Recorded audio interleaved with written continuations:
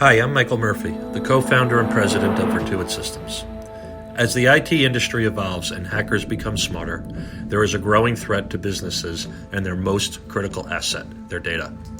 In the discussion that follows, I had the opportunity to speak with the CIO of the College of Westchester about these growing threats and some of the steps we at VirtuIT Systems are taking to prevent them. So hi, I'm here with Michael Murphy, the CEO of VirtuIT Systems, and this is the company we've used for years and partnered with to store our data backups, and we've done a lot of other great work together. And How are you, Kelly? Good. How you doing today? Good. So we're here today to talk about cybersecurity and about what companies like VirtuIT can do to help businesses with this, just bigger challenge, right? Every day it's a bigger challenge. So It is. One of the things that's happened in the last few years and just is growing explosively is all these endpoints, right? We're up to something like 4 billion smartphones on the planet, and now with this Internet of Things thing happening, everybody's connecting everything to the internet. I think endpoint devices are growing at 12% year over year. Yeah, it's crazy, and these devices often aren't secure, right? Sure. No, they're not. Yeah. They're the nature of them specifically doesn't give them the ability to run virus protection software. They would need to be light and and just plug in and work. And so there's no way to secure them in traditional ways. Right. So we've been dealing with this phenomenon in IT for so long, the consumerization of IT, right? People are so used to now the convenience of these gadgets, but they're not secure.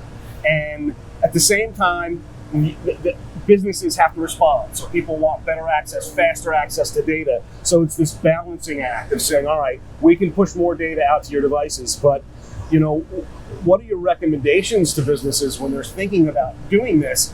How do you strike a balance? How do you protect yourself?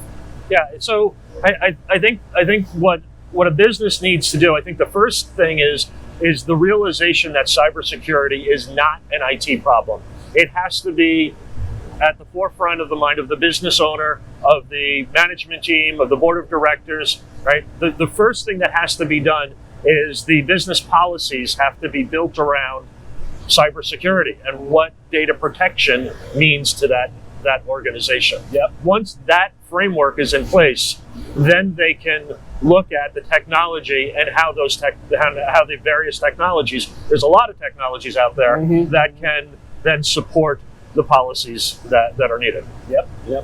So, what we've talked about regulations, so not a fan of regulations in general. Usually the idea is good, but when it comes down to the detail, right, the devil's in the details, a lot of times we end up having to do all these onerous things. But in the case of those regulations that require many organizations to have good cyber practices, it's been a good thing. I think it's been a good thing because it's really forcing the issue, and it's giving people like me the ability to say, hey, here's another reason to the owners of businesses and the boards that we need to do these things. Are a lot of customers coming to you from that perspective? Yeah, so it's really an interesting topic because I think I'm like you. I think regulation just gets in the way.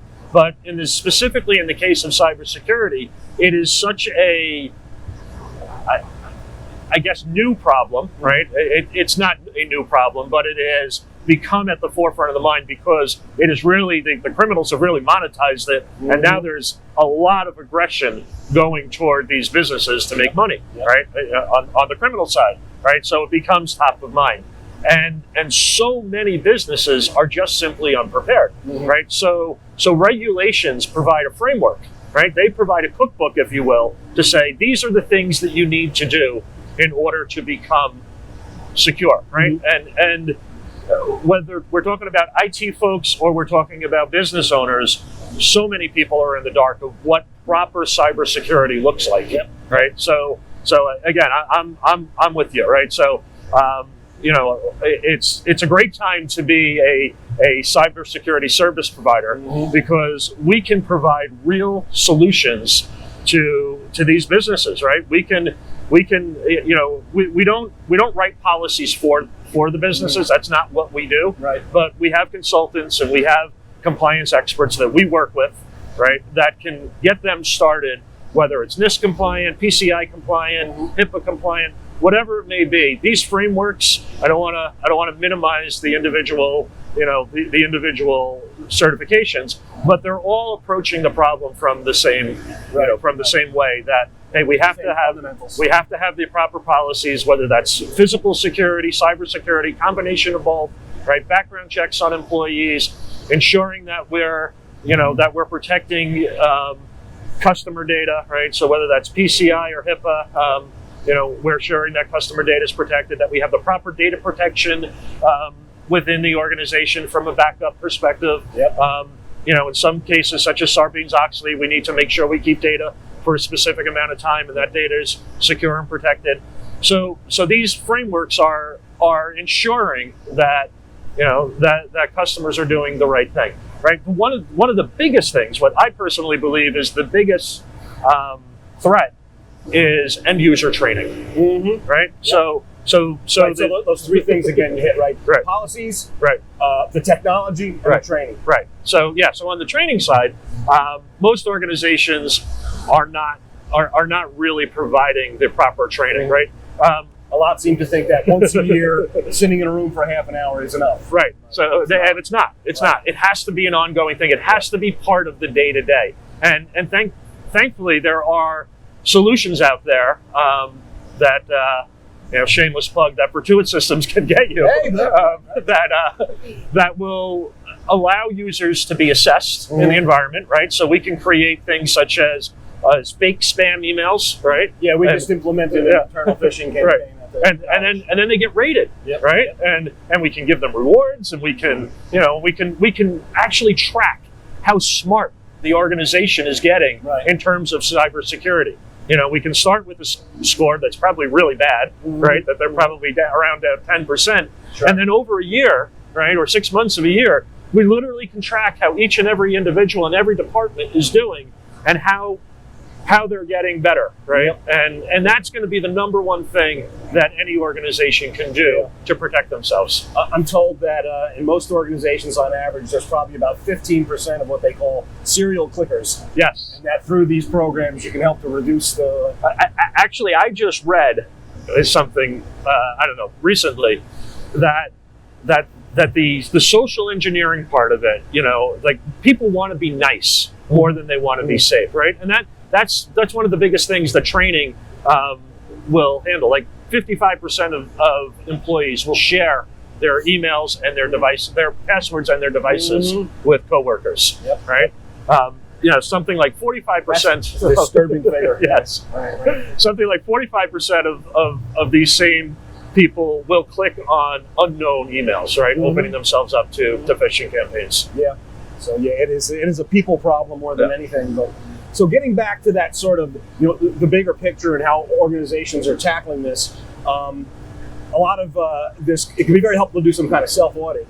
When I first started a couple of years ago digging into that, thinking about trying to create your own audit, going through the NIST materials or something was dreadful. I actually came across something called the, I'm going to mangle it, but FFEIC it's a financial group's checklist tool they created. And I found it very usable. I found that I could use that tool with my staff and not have to have it be onerous. Sure. Any recommendations on any other similar tools or approaches? Well, I think for every compliance certification that you're going after, there's a similar tool. I was recently working with a customer who's going through NIST compliance, and they had the same type of tool that was put out by the government. I know HIPAA has one. So all of these tools I think are great, right? I don't remember the acronyms for each of them off the top of my head, but if you like afterwards, I can get you an email.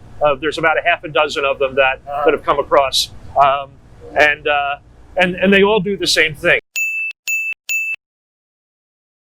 Right. So smaller organizations, we have one customer that is a fairly small organization. They're about 50 employees, but they need to be NIST compliant, right? That's an onerous task for one, smart IT guy to handle, right? Yep. So he really is forced to outsource, right? And so outsourcing, right, to cybersecurity service providers will allow will allow them to basically augment, their day-to-day. And there's a lot of different ways you can outsource, right? There are things called SOCs, which is, a security operations center, and you basically give them a monthly fee. They handle it for you completely. You can outsource just parts of it. VirtuIT is not a SOC, but we partner with a SOC. Okay. Right. So we are experts in data protection, right? And so cybersecurity is part of the data protection, but we have we just decided that it's better to outsource that to the company that we use is called Arctic Wolf. They do a great job,